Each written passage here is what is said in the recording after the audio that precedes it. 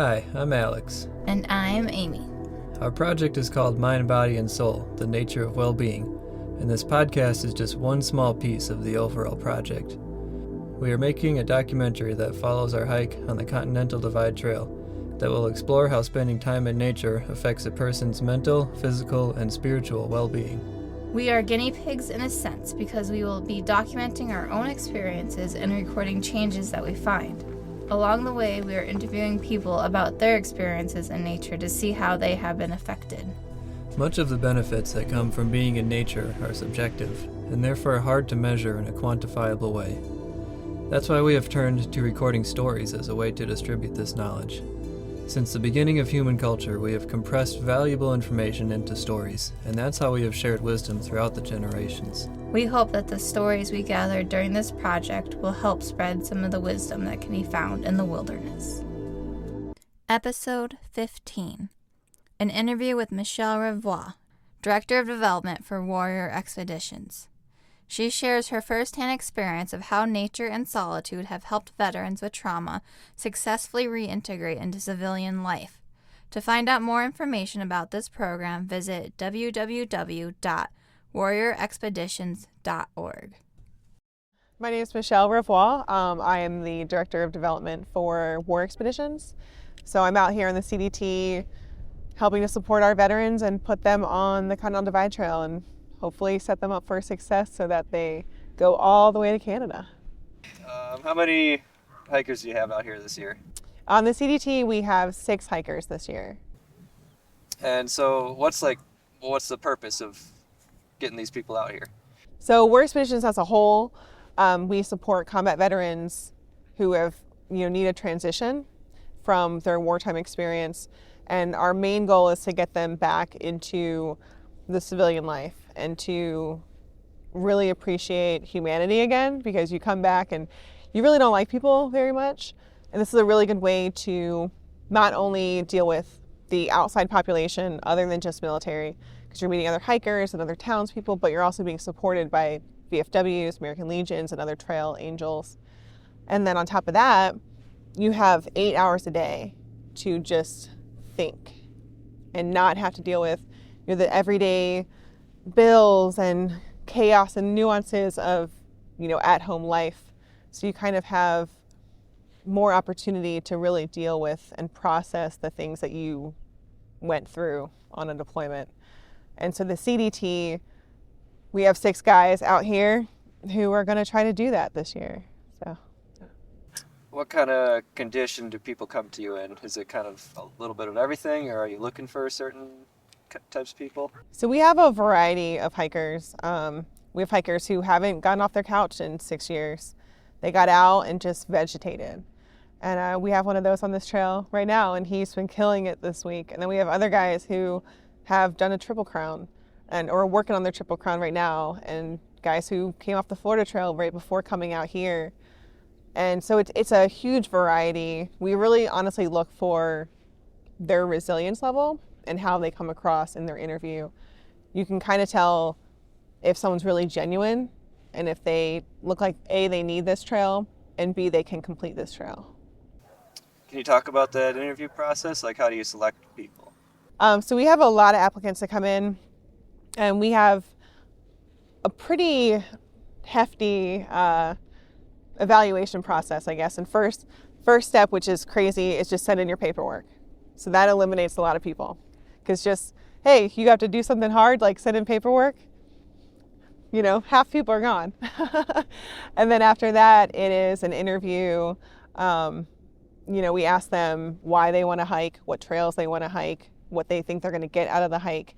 And really, that is our main process for choosing someone, is that interview. Everything else, you can have 8 combat deployments under your belt, but you might be so far gone that this isn't going to help you, or you haven't had any deployments, and so this is just a fun hike. It's not really going to be a process or for you. So someone right in the middle is what we're looking for.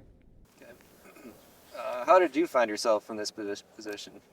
So I was going to hike the Appalachian Trail in 2015 by myself, and then I came across Warrior Expeditions on Facebook, kind of like everybody else, and I reached out and was like, hey, it sounds really cool. And he was like, hey, do you want to hike with us? And I was like, no, I'm going to hike something else. Because he was like, do the PCT. And I was like, no, I want to do the AT. And then he convinced me to do the AT with them. And I hiked. And then every year after that, I volunteered. And I came back and I helped the next group for the first week. And I hiked with them. And then eventually he was like, do you want a job? I said, no. He's like, do you want a job with us? I said, yeah. So now I've been the director of development since 2018. Are you a veteran yourself? I am. I was in the Air Force for 11 years as a combat videographer, and it was awesome. Did you see any kind of heavy stuff while you were doing this job, or is there anything you kind of wanted to work through out on the trail? So I deployed to Afghanistan and Iraq, pretty much like most people in these groups. But when I came back, I honestly didn't think that I needed help. So I didn't apply for the program like, oh, I need therapy.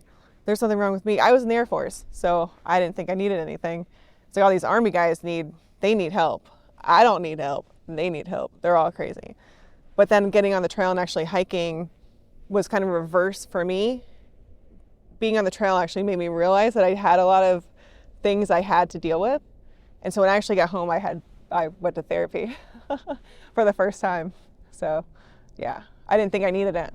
And then the trail kind of showed me that, yeah, there was like acknowledging the things that I actually did see and deal with over there. So that's interesting. So do you think that's kind of a common situation that a lot of veterans find themselves in? They think they're fine.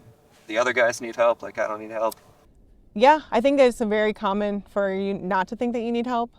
But I think that coming out here, I think a lot of people apply for this program knowing they need something, not necessarily knowing that they need help, but they're looking for something. And I don't think that's just a vet thing either. I think most people that hike these trails need something. They're looking for something. And it's just, we just have a lot more messed up people that need help than the general population, you know, so we kind of, yeah, I think people know that they need it, but they don't know what kind of help they need. What was it about being on the trail that kind of helped you realize that you had some things to deal with? For me personally, so I was in public affairs, so it was my job to be smiling, happy, and like, you know, hey, do this interview with me. Hey, talk to me. Hey, open up to me. That was my whole job. Smile and be everyone's friend. And being out there, I was that person in the beginning with my group of other veterans who were kind of like pulled back. And I was always the face, and I always did that, and I always went in front of everybody. And then finally, something snapped about halfway through the trail, and I was like, no, I don't want to be happy all the time. I don't want to pretend like you're gonna be my friend. I don't need to appease everybody all the time. That's kind of was my process, which is interesting because most vets, it's the other way around. If you interview anyone after this trail, the guys who in the beginning didn't want to talk to anybody, they're giving out group hugs and have all these new friends, and it's the complete opposite. So that is interesting. Yeah. How long did you say you've been doing this? I got hired by War Expeditions in 2018. Okay, so you've had a few years and you've kind of seen some rounds of people come through. Yeah. Could you talk about some of the changes you've seen in some of these people? Yeah, well, one of the biggest changes I saw was actually on my hike on the Appalachian Trail in 2015. We had two Army guys. One, he was just, to be blunt, he was an asshole. Like, he was just, no one wanted him around. He was one of those guys that you're like, if he doesn't want to hike anymore, that's fine. He can go home. Well, he ended up staying on trail longer. And all of a sudden, like I said, he was group hugs. He was like everyone's friend. He opened up. He was all of a sudden like nice to people. And now, I mean, that was 2015 and we still talk every other month. And I wanted nothing to do with him at the beginning of the trail. Another guy we hiked with, if there was a group of civilian hikers, he would not go over there. He would just sit and just wouldn't move. And then we were in Shenandoah and there was a group of hikers sitting outside the window and he was like, hey, let's go have lunch with them. And we were all like, what? So like little subtle changes like that you're like, okay, this is working for people. So those were my biggest ones. I actually got to see them do it on trail. What do you think it is about that whole thru-hiking experience that kind of causes them to change or branch out like that? There's something about, I mean, everyone talks about nature, but it's not just nature. It's something about being alone. I really do think that being alone with your own thoughts, there's so many outside distractions. I guess distractions would be the best way to describe it. There's so many outside distractions when it comes to just life in general that you don't have to focus on yourself. You never really talk to yourself. If you think about it, you've got podcasts and music and other people and just everything around you. When you're on trail, there's a lot of times where it's just you. So you really have to get to know yourself, and that's a hard thing to do sometimes. And so I think it either breaks people or it really helps them. That's exactly what I was feeling when we got dropped off at the terminus this time, because our life building up to this hike was just chaos. There was so much planning and stuff that we had to do, and so many distractions, and yeah, it's just like a weight lifted off your shoulder when you get out here. Oh, I'm jealous every day. Every time we leave those guys at a road crossing, I'm like, oh, I want to be out there. So it sounds like you'll get back someday. I will. Yes, absolutely. Yep. One day I'll get back out there. How do you think the guys on trail are going to do this year? I think we actually have a really strong group this year. We had most of the guys applied in 2020 and didn't get to go because of everything going on. And we strung them along. Hey, we're going to try next month and next month and next month. And eventually they would just, hey, we can't do it. And so a lot of them knew what they were coming into. They were prepared. They've been itching to do this for a long time. And so I think they're going to do great. We've got one new guy who was new this year, but he's got experience and he's from Colorado, so he kind of knows what to expect, which is pretty big out here. This is not a trail you want to get on thinking you're just going to be walking in the woods, because you're not. So, yeah, no, I think our group this year is solid. Yeah. All right. Last question I have is, what would you tell a vet who's maybe kind of knows something about this, or maybe kind of on the fence about doing something like this? And I don't know, maybe they think it's stupid or it's not going to work or something. Yeah, I know a lot of vets who are like, oh, you're just walking. Why would you want to do that? Because we like to walk to the military with a backpack and it sucked. But what I tell them all the time is it's way different. It's not the military. It's a whole different thing. And you need it. If you're even thinking about it, just do it. There's absolutely no reason why you just want to do it. It's that simple. One other question. Have some of these vets tried other things like traditional therapy, or I don't know what else the other avenues are of dealing with stuff? Yeah. So one of the questions we ask in our interview process is, what do you think you're going to get out of this hike? And a lot of the times the answer is, I've tried traditional talk therapy. I've tried meds. They keep putting me on these medications where I don't feel anything and I don't have any emotions anymore, and they have no feeling. So it's either extreme emotion or nothing at all. And so this is what they're going to try next.